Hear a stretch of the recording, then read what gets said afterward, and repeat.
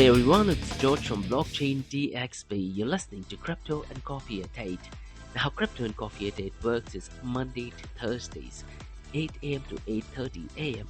We cover top news and information related to Bitcoin, blockchain, beyond blockchain, and cryptocurrencies. We also follow two news and information related to Dubai, UAE, and Middle East in the world of Bitcoin, blockchain, beyond blockchain, and cryptocurrencies. Now this is followed by an Ask Me Anything series, where you listeners can ask any questions about Bitcoin, blockchain, beyond blockchain, and cryptocurrencies. So let's kick this thing off.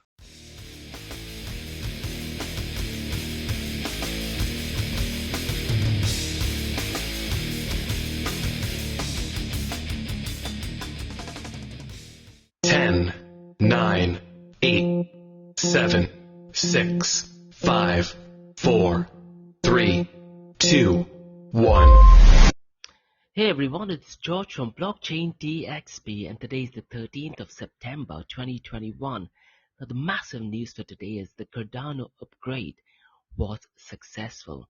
Now it just happened a couple of hours ago. So the highly anticipated Alonzo upgrade will bring programmability to the blockchain, and it was extremely successful. Now what I'm going to be doing is I'm going to be covering what the upgrade was tomorrow. Now today what we're going to do is talk about Bitcoin, because Bitcoin has reached a massive milestone. That is, over 700,000 blocks have been added to the Bitcoin blockchain protocol. We're also going to be talking about NFTs, which has been on a stark decline since the last few weeks. Now, we're also going to be looking at two news and information related to Dubai. The first one being an event called as Understanding Bitcoin, which is going to take place on the 14th and 15th of October. Now, this event is at the Atlantis, the Palm, and it has some OGs of Bitcoin. That is Adam Back, who I personally think could be Satoshi Nakamoto. It has Kristen Decker and quite a lot of people. I'm going to be discussing the names in detail. And there is an event which kicks off in Dubai since 12th of September till the 16th of September called as the DIFC Blockchain Week. Now the event was live yesterday, and today I'm going to be attending that event, and that's one of the reasons why I'm doing the podcast earlier today at 6:30 a.m. in the morning. Now later on today, after this particular podcast, that is Crypto and 8, we also have an Ask Me Anything series where your listeners can ask any questions about Bitcoin, blockchain, beyond blockchain, and cryptocurrencies. So welcome guys, it's 6:30 a.m. You're in Dubai and you're listening to Crypto and Coffee at 8, where we cover farm news and information pertaining to Bitcoin, blockchain, beyond blockchain, and cryptocurrencies. Now the series of episodes under Crypto and Coffee at 8 works is we usually cover three news and information pertaining to the price of cryptocurrencies and some major breaking news or general news that has a massive impact.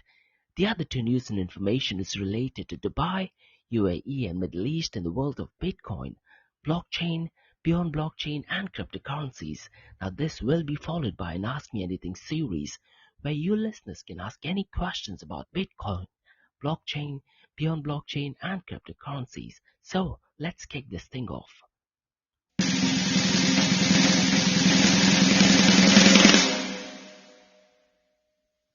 Welcome everyone, it's 13th of September and it's 6:30 in the morning, and the global crypto market is relatively bearish. Now the crypto market is $2.08 trillion. Since the last 24 hours, it is marginally up by 2.15%. Now the total crypto market volume over the last 24 hours is $107.05 billion. Now, the last 24 hours, it is decreased by 3.48%. If you looked at the global crypto market a few days ago, it was hovering around $2.4 trillion, and that's when the price of Bitcoin crossed the $50,000 mark once again. Because of the El Salvador news, the price has again gone down. So that's the thing about Bitcoin and cryptocurrencies. It is extremely volatile. Now the total volume in DeFi is currently at $17.95 billion. DeFi accounts for 16.77% of the total crypto market 24-hour volume. The volume of stablecoins, however, is surprisingly low. It is at $82.42 billion. Now, when the El Salvador news broke in and when the price of cryptocurrencies had fallen down, only the trading volume of Tether USDT was $174 billion. Now today it is almost half of that. Now mind you, stable coins do account for 76.99% of the total crypto market 24-hour volume. So what usually happens is whenever the prices of cryptocurrencies tend to fall, people tend to switch or move on to stable coins. Tether USDT being one of them. Now going back to Bitcoin, the price of Bitcoin is currently at $45,205. Now the Bitcoin dominance has gradually been going down and is currently at 41%, and it is decreased by 0.32% over the day. Ethereum dominance is currently at 18.90%. Now, if you look at the price of Bitcoin, it was hovering around the $48,000 to $49,000 mark last week. It did go up above $50,000, but it's gone back again. The last 24 hours, it is marginally up by 0.47%. However, if you look at Bitcoin, Ethereum, or even Cardano, they have been really down. Now, Bitcoin is down by 12.83% since the last 7 days, and so is Ethereum, is down by 15.25%.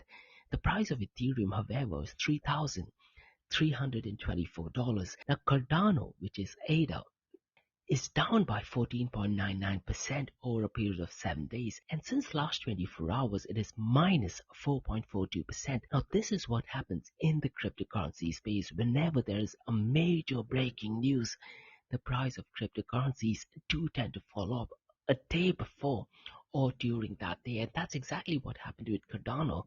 If you guys have heard of Dogecoin, and when Elon Musk had promised that he's going to pump Dogecoin at the SNL Live, what happened? The price drastically went down. It was hovering around 72 cents, and just during that event the price went down to 30 cents. So a lot of people were actually upset with Elon Musk. But when you talk about cryptocurrencies, this is what happens whenever there's a major event taking place. A day before the event and during that day, the price always tends to fall down. There are some other news regarding El Salvador. There's a couple of local businesses that have started to accept Bitcoin. Apart from local businesses, McDonald's, Starbucks, and Pizza Hut are also accepting Bitcoin in El Salvador. So absolutely massive things taking place in El Salvador. One of the biggest events which happened earlier today was that in Bitcoin there are blocks which are chained, and every 10 minutes or so a new block is created. As of today, over 700,000 blocks have been chained onto the Bitcoin network. So the on-chain volume indicates a growing dominance. Now what you can do is, in case you want to find out how many blocks are chained, you can go to the Bitcoin Blockchain Explorer and you would actually see the number of blocks. Now over 700,000 blocks. That is a massive milestone.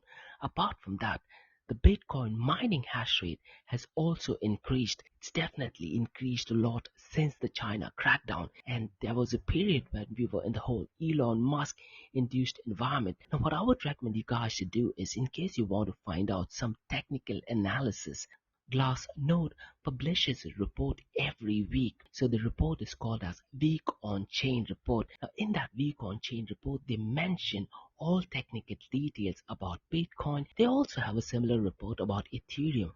But the Week on Chain Report states that the 14-day median hash rate has recovered to 128 ETH hash per second, which is approximately 29% below the all-time high, but it still reflects a 42% recovery from July lows. So definitely great stuff. Now in case you want to find out that report, go to glassnode.com, or if you follow me on LinkedIn, go through the slides that I put up and you would see the links for these reports as well. So absolutely fantastic thing.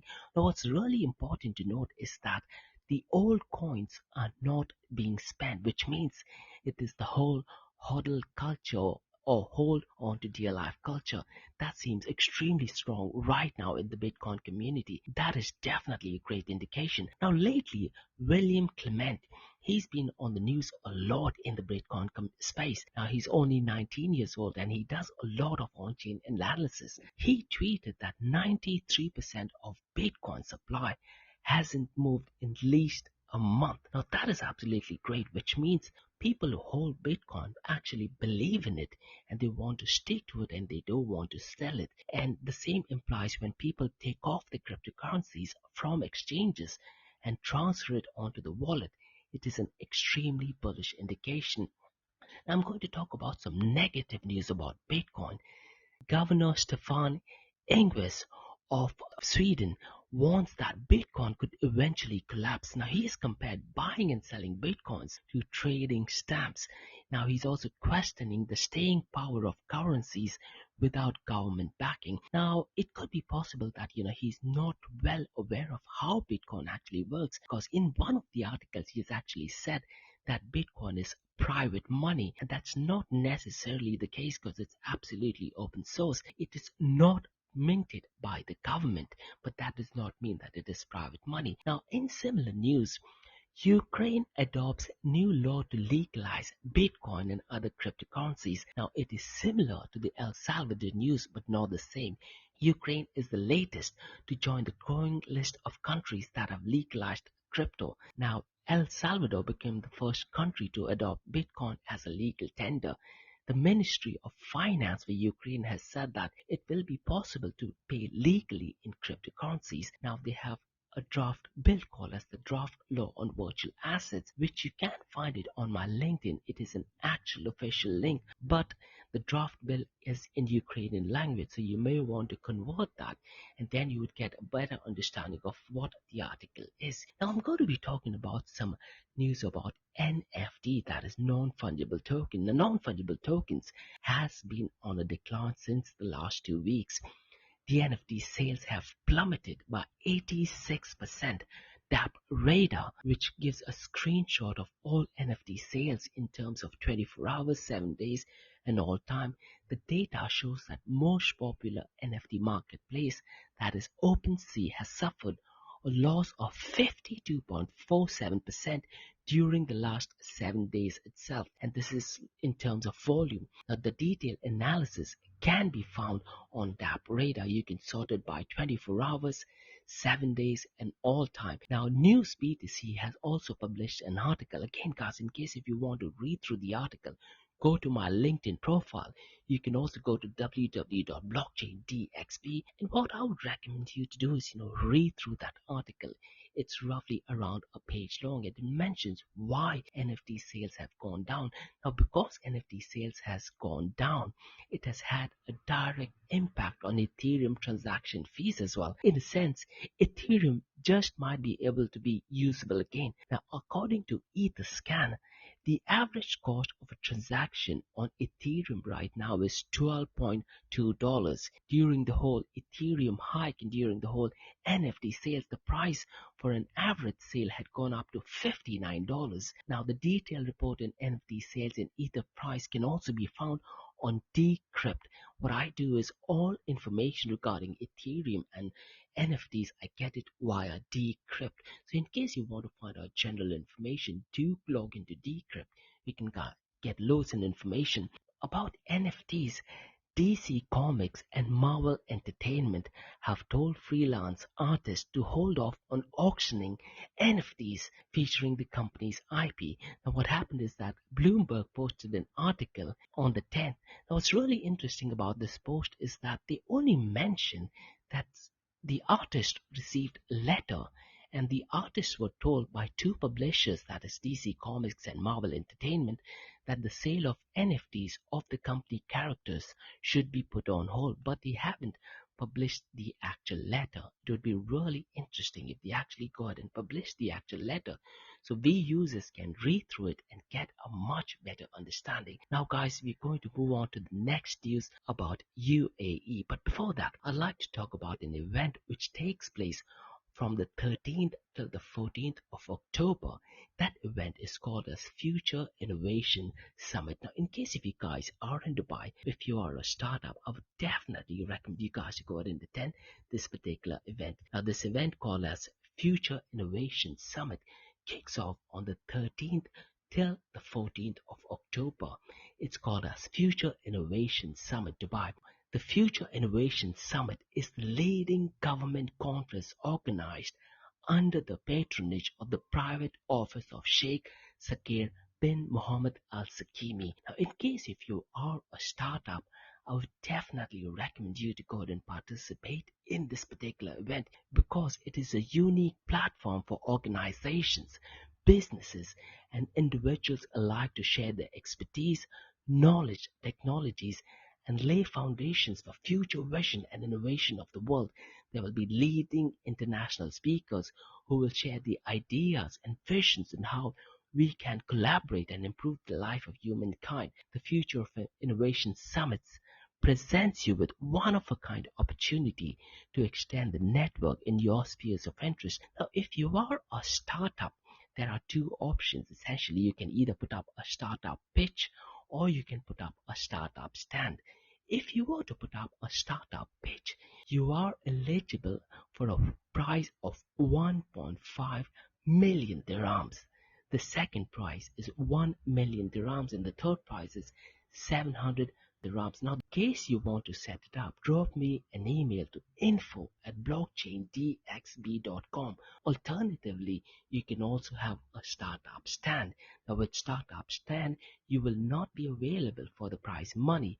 But if you are interested, drop me an email to info@blockchaindxb.com. Now, the reason why I would like to recommend this particular event is because there would be international speakers, key decision makers from government and international people. So in case if you're a startup, you definitely need to showcase your particular project. This will actually be an ideal platform.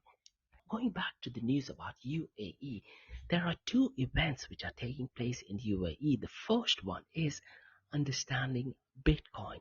Now listen guys, if you are in Dubai, UAE or in the Middle East, this is the event that you have to attend. It takes place on 14th and 15th of October at Atlantis, the Palm, Dubai. Now they have a Bitcoin development conference. Now this particular Bitcoin development conference is for non-technical, non-developer users that want to increase the knowledge and technical participation in the Bitcoin network. Average users to become more familiar with best practices and understanding all aspects of interacting with the Bitcoin network. The reason why I'm telling you guys to go and attend this particular event, you have some OGs of Bitcoin who will be at that event. This might just be, if not one of the best events, not only in Dubai, probably in the world as well. Now, this event should definitely be attended to. You'll have the OGs of Bitcoin, such as Adam Back. Personally, I think he might be Satoshi Nakamoto. You'll have Giacomo Zucco, Francis Poliot, Peter Todd, absolutely fantastic person. You have Tone Weiss, who I believe is also the organizer for this event. You have Bitcoin mechanic Soft Simon, Kristen Decker, absolutely fantastic person. Alexandra, Adam Fisco, Alex Patro, who I believe used to formerly work for Bitfury, and Stephen Levara, who had a fantastic podcast. Now, this particular event is only focused about Bitcoin, so please do not go ahead and talk about any shitcoin, because I'm pretty much sure they definitely will not entertain any talks about, anything beyond Bitcoin. The other news about information is about the DIFC Blockchain Week. DIFC has an event which started off yesterday, which is called as the DIFC Blockchain Week. And in this particular event, the CEO of DIFC, that is Arif Amiri, has said that awareness and adoption of blockchain is growing rapidly. DIFC Blockchain Week is a unique opportunity to meet the best minds in the sector and discuss ways to strengthen and expand blockchain use cases. DIFC will continue to play a pivotal role in promoting the adoption of blockchain in financial services and other industries that contribute to Dubai's economic growth. Now, companies operating in DIFC Innovation Hub can take advantage of the support offered by the center to develop smart technology applications, including educations, networking, and funding initiatives. Now, this event is taking place in DIFC's Innovation Hub.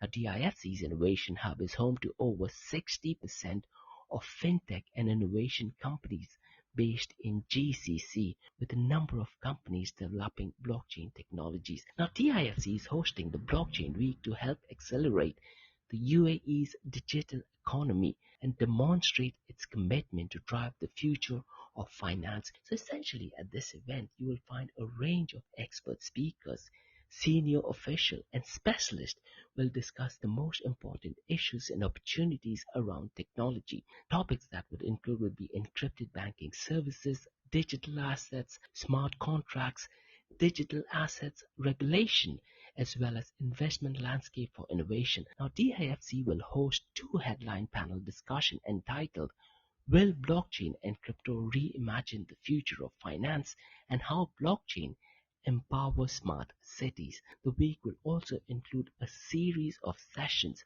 focused on specific sectors as well as interactive seminars and discussions to support companies and individuals define the future of blockchain technologies. Yesterday, I believe they had a session at 12 in the afternoon till 3 p.m. and the topic that they spoke about was Will Blockchain and Crypto Reimagine the Future of Finance? Now today, which is the 13th of September, there is an event which kicks off from 9 a.m. to 10 a.m. and it's called as Leaderless Consensus, and they're going to be talking about the blockchain trilemma. So I think they're going to be talking about scalability, they're going to be talking about decentralization or distributed, how I like to call it, and they're going to be talking about security as well. Now from 10:30 a.m. to 11:30 a.m. there is an event by SmartCrowd, and they're going to be talking about real estate tokenization. Is it a myth or is it reality?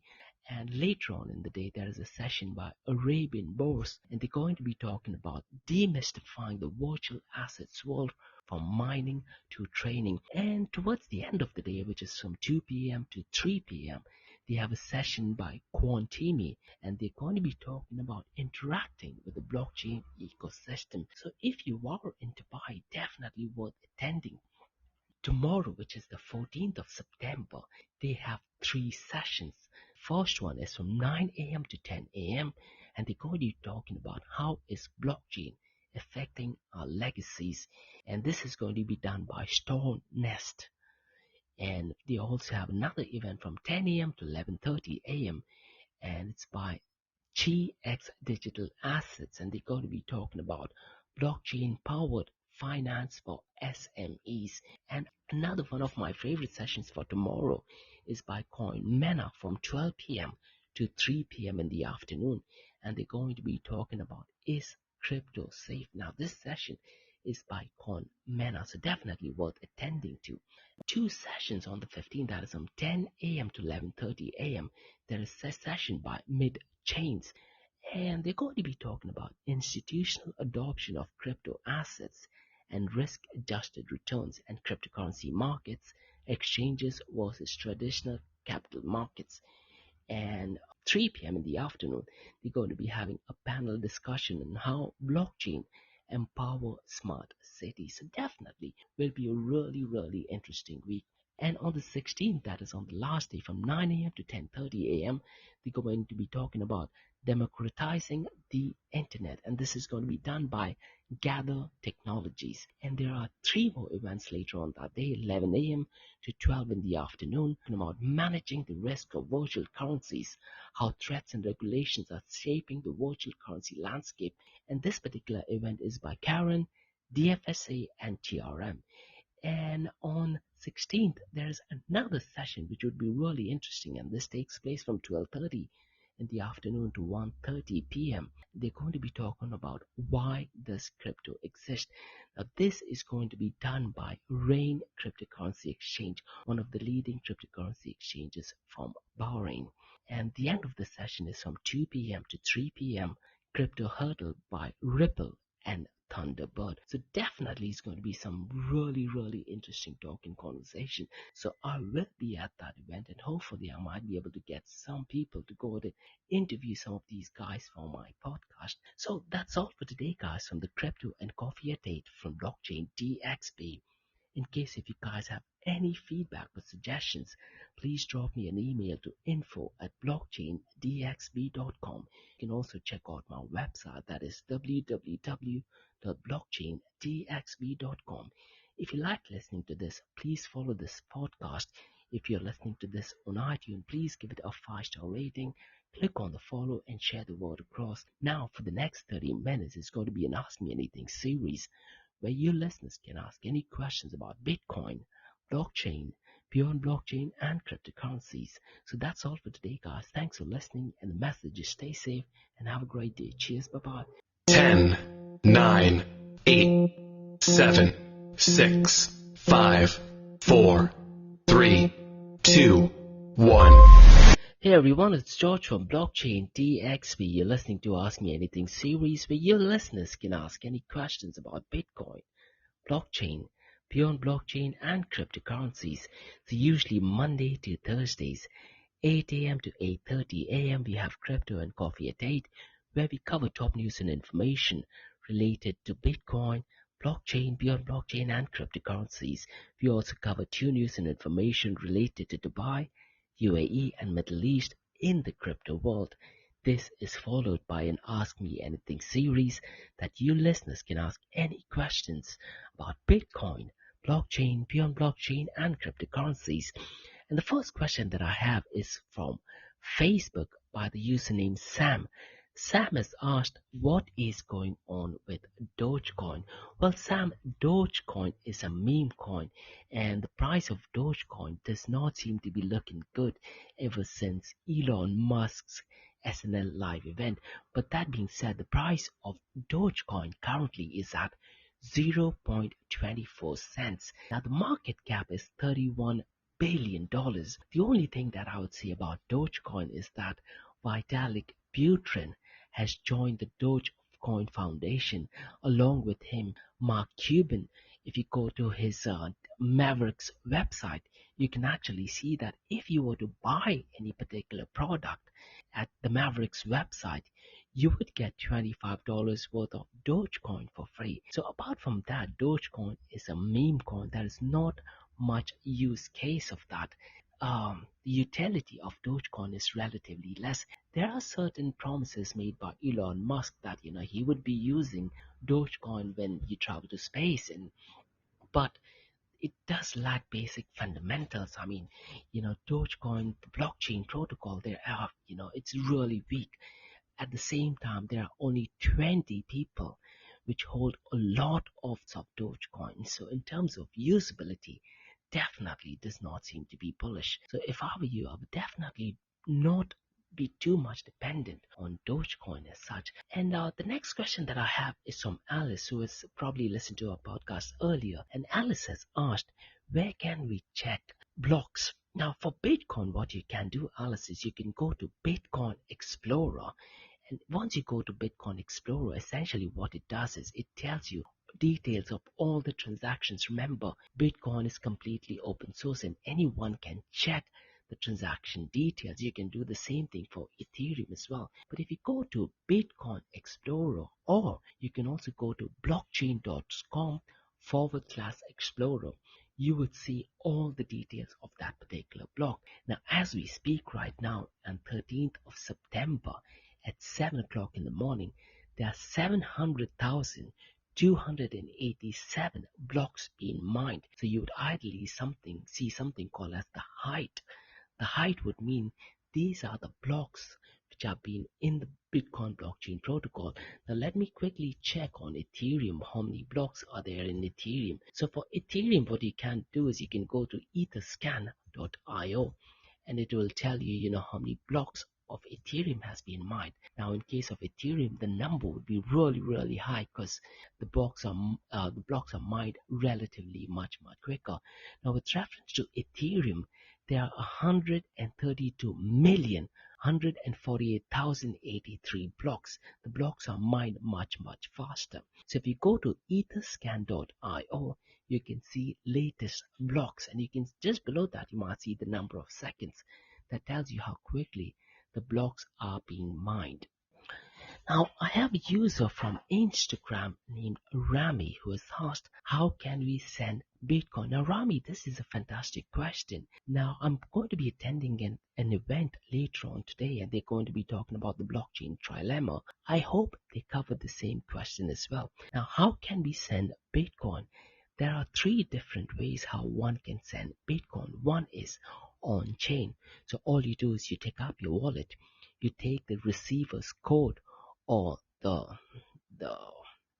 the scan, or you can take the receiver's address and you send it directly to the receiver. That is called as on-chain.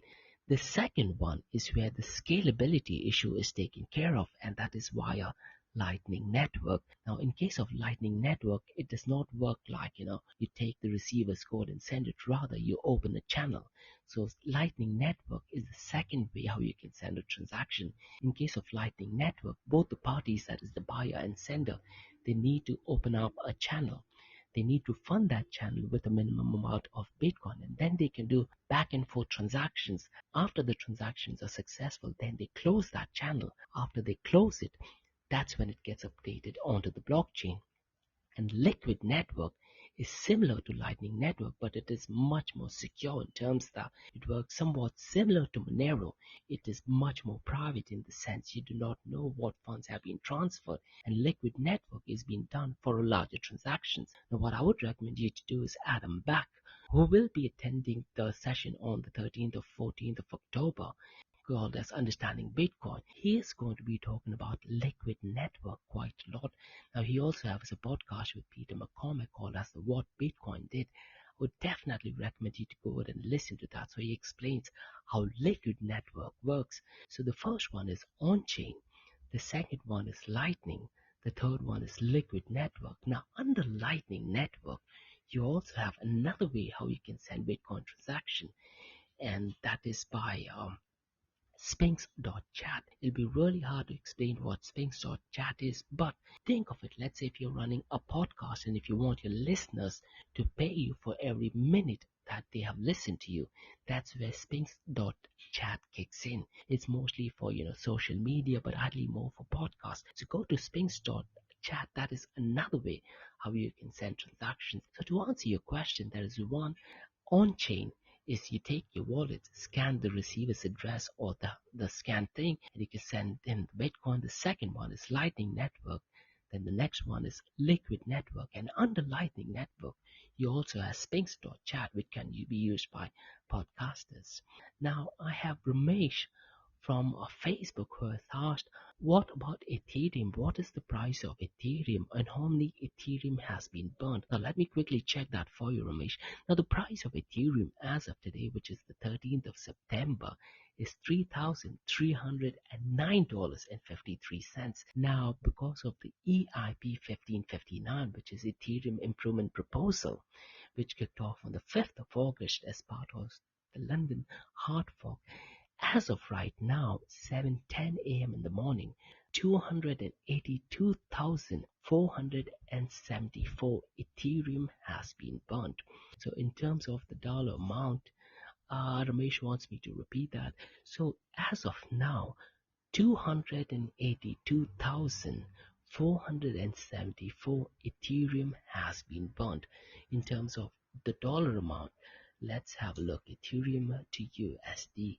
The price of Ethereum is 3,351. So as of now, $934 million worth of Ethereum has been burned. So we're quickly touching the $1 billion mark. So imagine $1 billion worth of ETH has been burned. Now, Ramesh also asked, what do we mean by burning?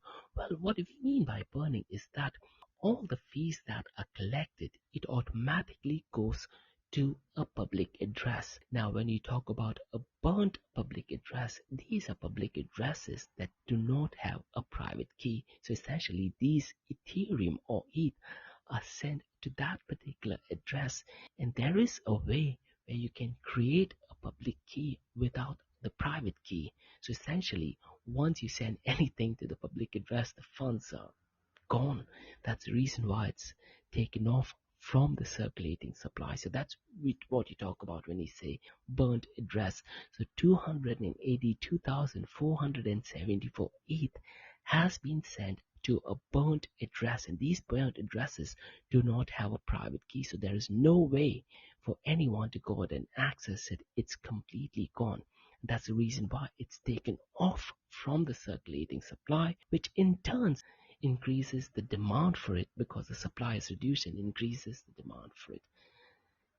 So that's all for today, guys, from the Ask Me Anything series. Thank you so much for listening. Remember, Monday to Thursdays, 8 a.m. to 8:30 a.m. we have Crypto and Coffee at 8, where we cover top news and information in the cryptocurrency world. And this is followed by 2 news and information related to Dubai, UAE, and Middle East in the world of Bitcoin, blockchain, beyond blockchain, and cryptocurrencies. And this is followed by Ask Me Anything series, where you listeners can ask any questions about Bitcoin, blockchain, beyond blockchain, and cryptocurrencies. So thanks so much for listening, guys, and have a great day. See you soon. Bye-bye.